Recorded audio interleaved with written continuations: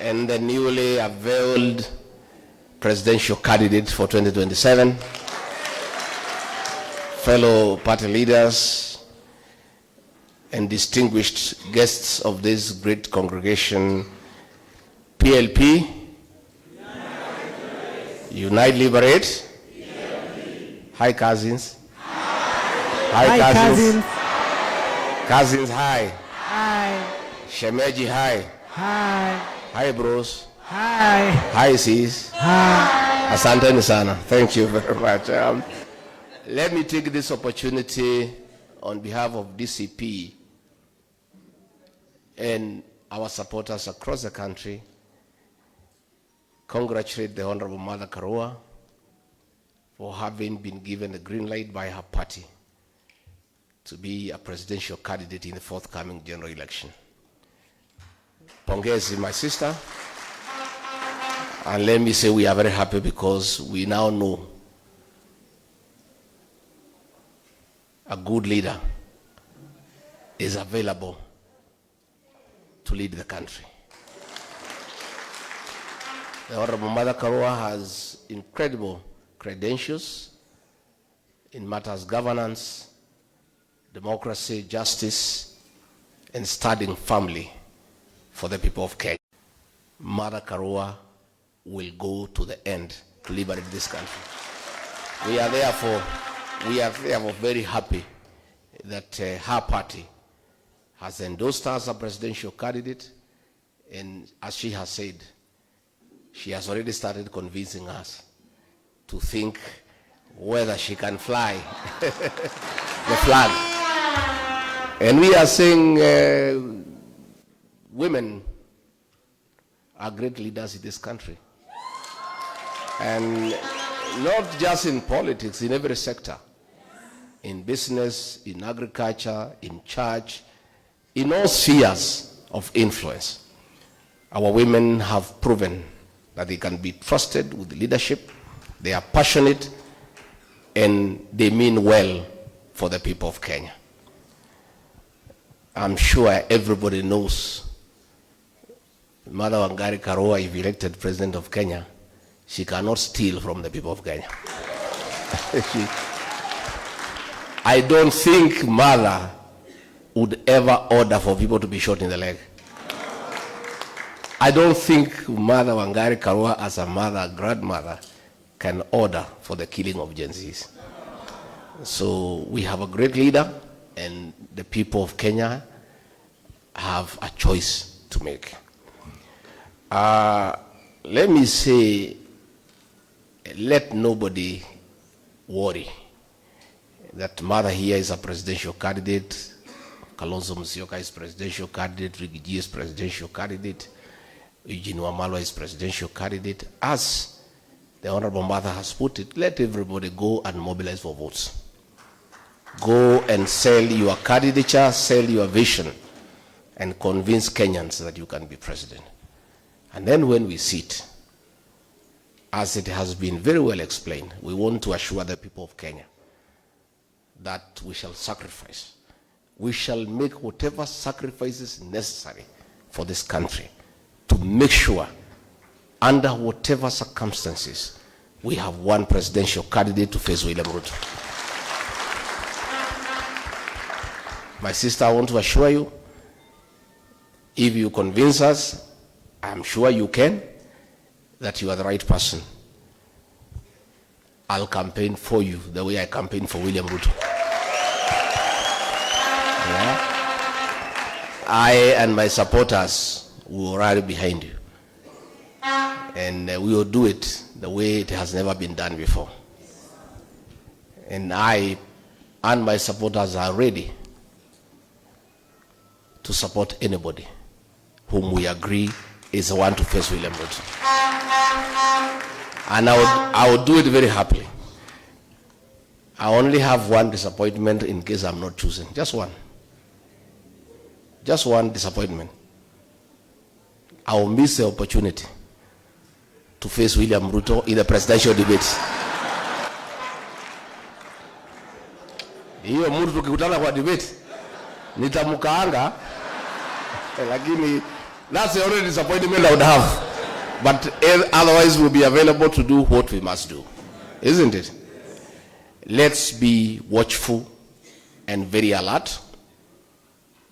William Ruto knows his goose is cooked. He knows joint opposition will send him home by 10 a.m. And he has embarked on a very serious scheme to divide the opposition. Be alert. You'll see the next several days the kind of schemes he is having. Creating confusion in the opposition, buying people, dividing others. Let Kenyans stay alert. Luckily for us, Kenyans are very intelligent. They'll know. When they see a mole, they'll know.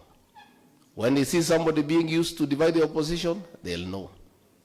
Let Kenyans be alert. But for us here, we must stay together because Kenyans expect no less. We cannot fail this country, because if we did and this guy came back, there'll be no country here. Isn't it? All public resources have been looted. State House is a crime scene. Money for capitation is what is being used to bribe people in State House. Money for SHA is what is being used to bribe people. Even this Haiti thing, William Ruto cannot go to the UN to talk about criminal gangs in Haiti when we are having criminal gangs here in Nairobi and in Kenya being accompanied by police to terrorize Kenyans. William Ruto has turned to use of criminal gangs to harass opponents, to disrupt meetings. During Sabasaba, criminal gangs under police supervision were burning supermarkets. They were stealing from people. In Kikuyu police station, where courts of law were torched, the Inspector General of Police went there with CS Murkomen, and 11 police officers were promoted on merit for having allowed and supervised the burning of the courts by gangs. Yeah? So there is no way he can go to the UN and pretend that he is very concerned about criminal gangs in Haiti, when in this country he is using criminal gangs to terrorize Kenyans. The last time he had a tour of Nairobi for 6 days, he was walking around with gangs. Goons are the ones who are accompanying the president. I even saw somewhere, when unveiling a housing program, he actually introduced one of the goon leaders in Nairobi and gave him the presidential microphone to talk to the people. That's how low we have sunk as a country. And then he is at the UN there pretending to look very holy, the way he cheated us with the Bible. Lakini wazungu wako huko walimuonea 18. Saying how concerned he is about Haiti. It is because Haiti is a conduit for stealing public funds. And that is why it is continuing. As Honorable Eugene have said, William Ruto, let the policemen come back here and deal with crime. In Nairobi today, people are being mugged during daylight. You cannot walk around in Nairobi at 6 p.m.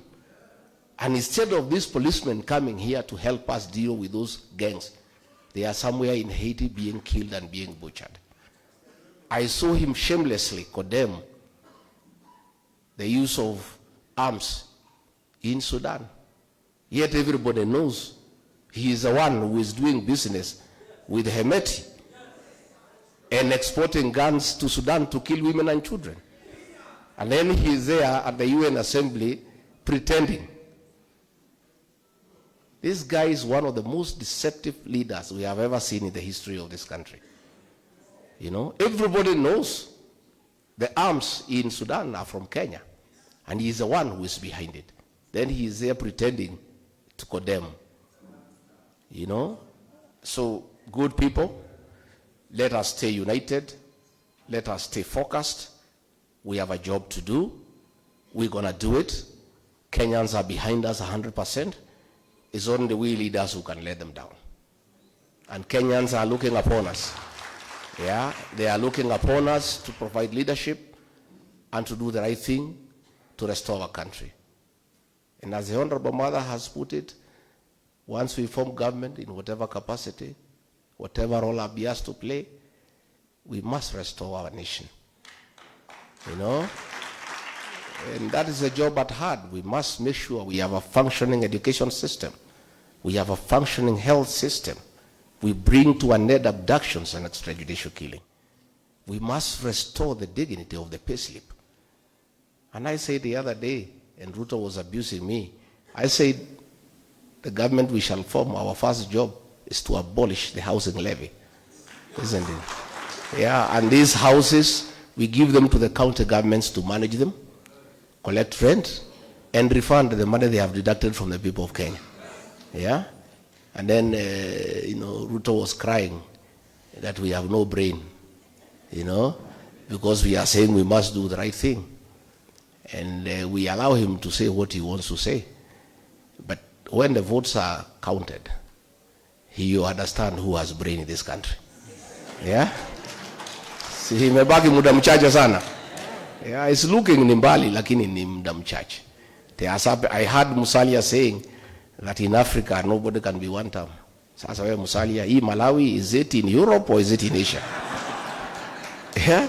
Which Africa are you talking about? We saw it in Botswana. These things are happening and Kenyans are awake. And what is happening in the continent, Kenyans are watching and they are getting prepared. So Jenzi mpo, nyinyi ndio dawa ya kasongo. Please, mchukue vitambulisho na mchukue kura.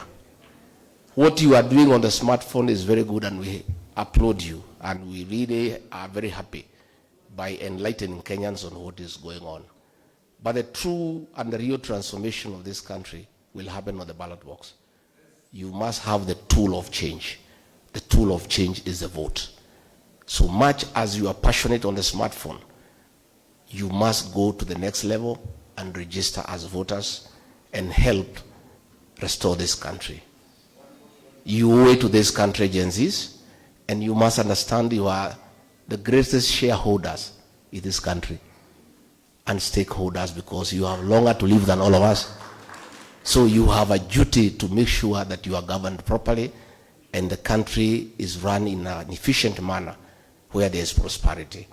And if you do that, things will be very good. I have many leaders that who are here. We have, of course, the Honorable Mithika Rinturi, the organizing secretary wetu wa DCP. Tuko na the Honorable Maina Kamanda, is a chairman, is a chairperson of the eminent persons in DCP. We have the immediate former MP for Limuru, Peter Mwathi. We have women rep aspirant for Kiambu, Mase Nongari. We have Secretary for Economic Affairs in DCP, Dr. Peter Mbai. We have the MP for Tetu, Geoffrey Wandeto. We have the Mheshimiwa Karani, the MCA for Utawala.